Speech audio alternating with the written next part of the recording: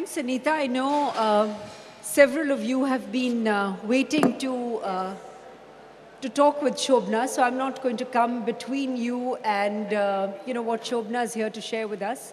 My role today really would be to start off the conversation with Shobna and then throw it open to all of you so that all of you get the benefit of what Shobna is going to share with us. Just very quickly, I don't think Shobna needs a great introduction, and I'm not going to be spending too much time to tell you everything about her. But what I do want to say is that, for a lot of us, Shobna has really demonstrated what it means to be a leader, what it means to not follow the trodden path, what it means to take initiative, what it means to be fearless. She heads one of our largest media outfits in the country, HT Media, as the chairperson. She's also a member of the Rajya Sabha, has had a lot of awards and recognition conferred on her, which includes the Padma Shri, as well as the Economic Times Businesswoman of the Year. So there is a lot that Shobna has done that we know about. But I think the conversation today is really going to be how she did what she did. So if I may, Shobna, start off by saying that, you've been through wonderful times and you've been through tough times in your business. And, I'm sure the pressures on you would have been very different. Would you like to just share with us how you think about what it requires to be an effective entrepreneur? And what it requires to be an effective leader to steer whatever you're doing through the rough times and the good times. Thanks, Sunita. I joined the business at a time when I came from quite a conservative family and I entered the media business. Unlike many other industries, the media is a more dynamic space where you've got to sort of validate yourself and get acceptability more or less on a day-to-day basis. And therefore, there were issues which I would say were slightly unique to me when I joined, which perhaps may not be staring all of you in the face as you actually embark on this journey or you have embarked on this journey.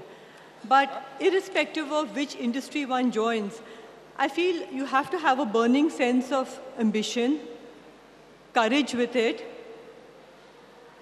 You need to have a lot of perseverance because for a woman, there are that many more challenges than there would be for any other entrepreneur, and we can talk about them a little later.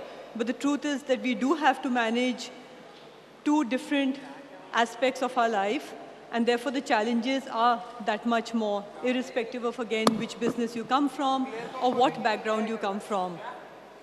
So I think courage, commitment, and perseverance, to me, Vinita, are really the three key attributes that are a given if you actually want to embark and sustain yourself on this journey.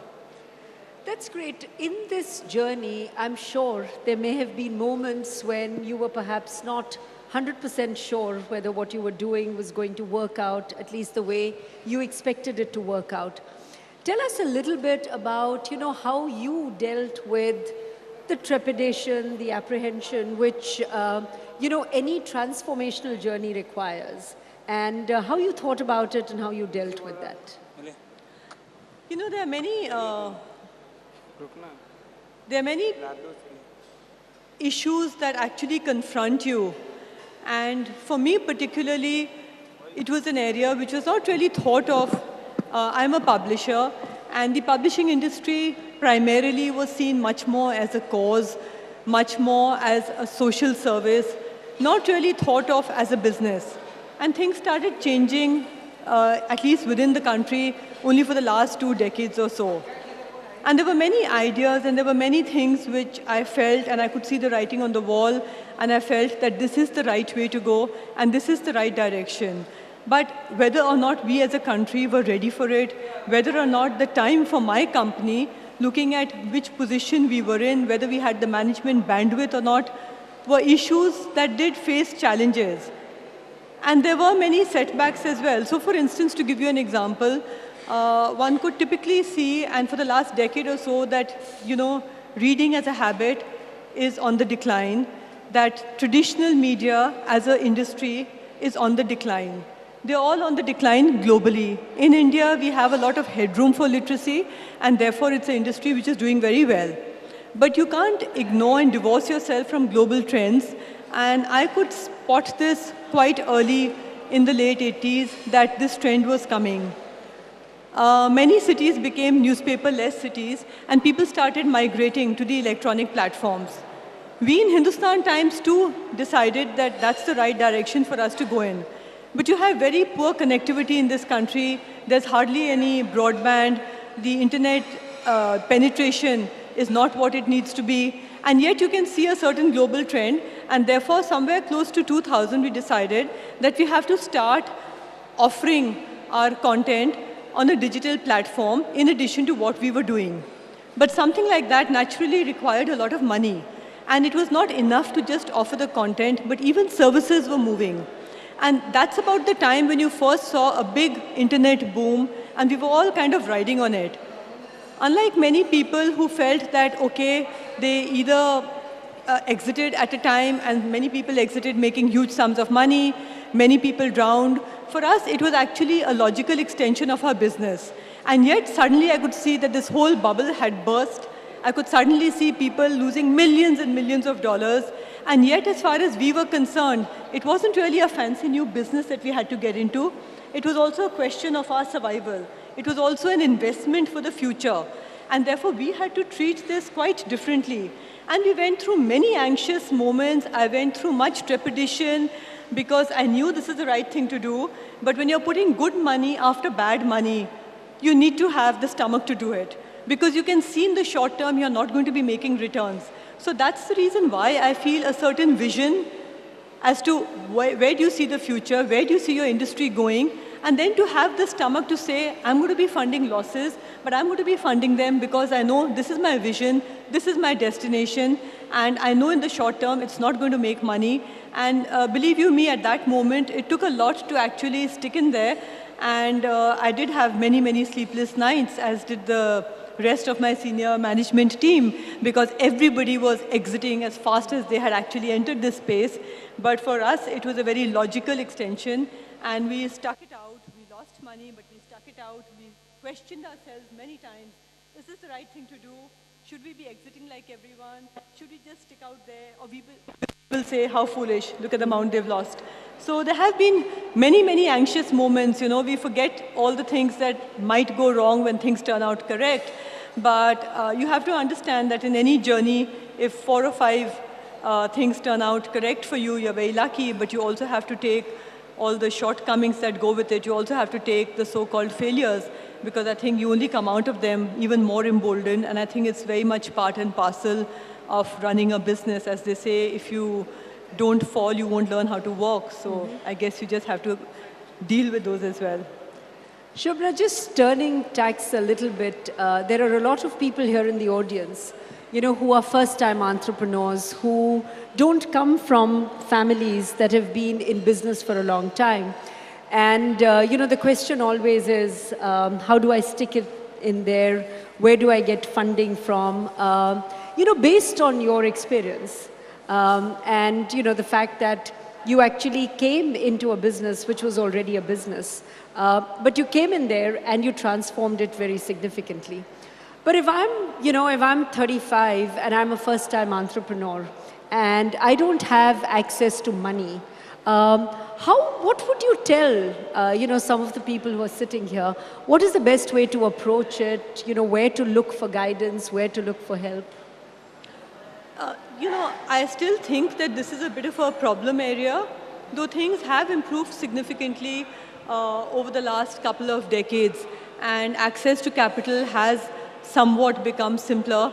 In fact, very early on, when I started my career, I was one of the founder members of FICCI Ladies organization, which was actually set up for this very purpose, to try and act as a conduit between budding entrepreneurs and the various organizations, whether it was funding, whether it was resources, whether it was guidance on other issues. There are several, and I'm sure TAI itself, the Stree Shakti division that they've set up, is aiming to do exactly the same thing, in the sense act as a facilitator between entrepreneurs and trying to trying to pass on the knowledge to them, because it's important to be empowered before you know what you want to do. So you need to know what are the bylaws, you need to know the industry that you're getting into, what are the options available to you, what are the schemes that are available to you. There are many, including from the government sector as well. They have started gender-based budgeting, they have started gender-based breakdown of the various schemes. I know it's a bit of a holy nightmare to actually get things out of the existing schemes, and that's where I think organizations such as these do play an important part in trying to help form that bridge between the execution of a great idea. You know, one of the, when we started this morning, Zia Modi was in a similar conversation. And, you know, one of the things she said is that, at least in her industry, her experience was that being a woman, you had to work at least twice as hard as any other man to be taken seriously. You know, do you think that that is an issue? Because a lot of times this thing comes up, you know, about diversity and gender and so on. And, you know, my own point of view is that we as women certainly, have to take that debate away from gender to a debate on competence. But it would be great to hear what your point of view is on, you know, this whole gender diversity and, you know, what it means to be a woman and move ahead in a man's world and so on. Yeah. I fully agree with you, Vinita, that we should take the discourse in that direction.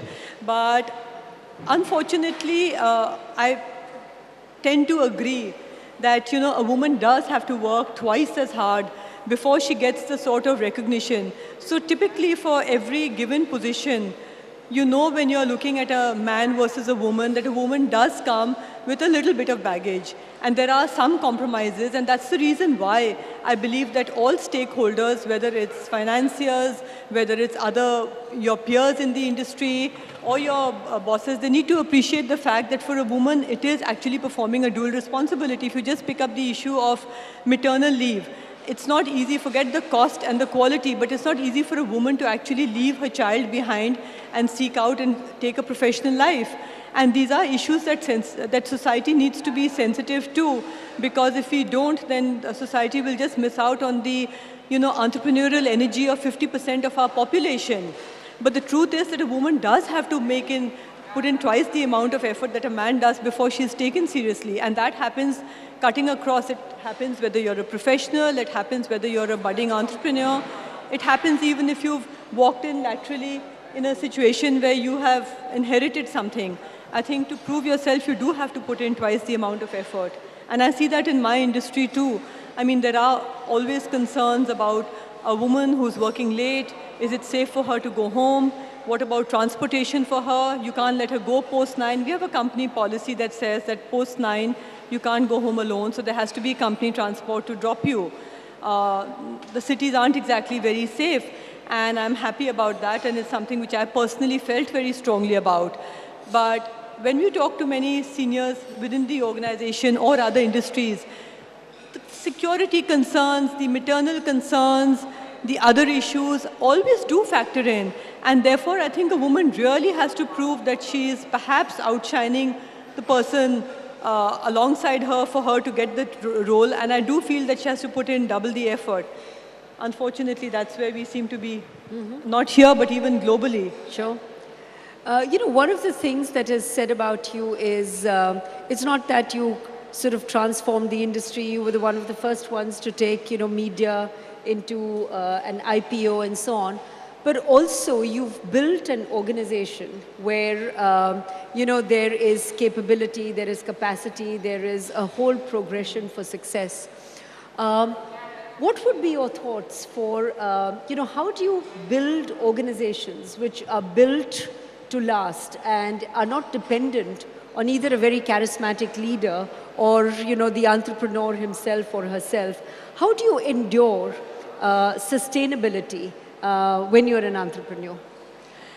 I think, any charismatic leader heading an organization and people bonding with an organization because of that is a bit of a risky proposition because none of us are indispensable. Leaders come and go. It's the brand that actually outlives all of us. And therefore, I believe that the alignment needs to come with the core values that a company or an entity stands for. And so what we typically do at HT is that we have a bottoms-up exercise in terms of what are these values. So we define these values jointly. After that, it's very much part of everyone's KPAs to ensure that he or she abides by these values. And I believe that's what eventually gives you that sense of ownership. That's what actually aligns you. For a leader, it's important to be able to build a strong team because, if you look at any successful project, only 2% of the credit for that goes to ideation.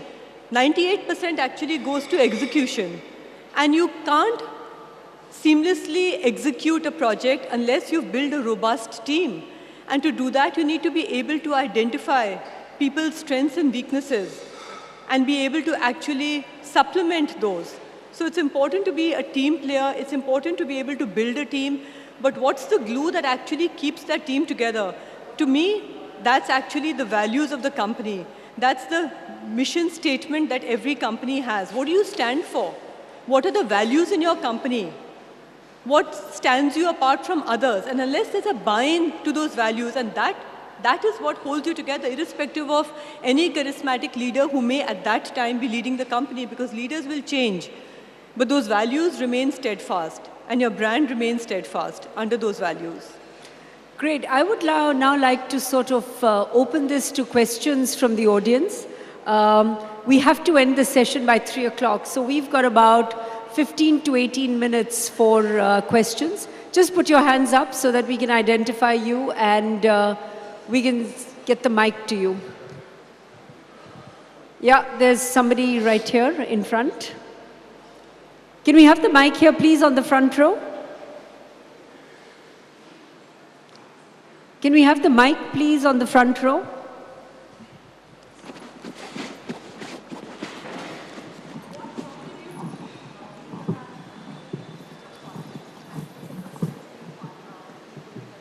Okay.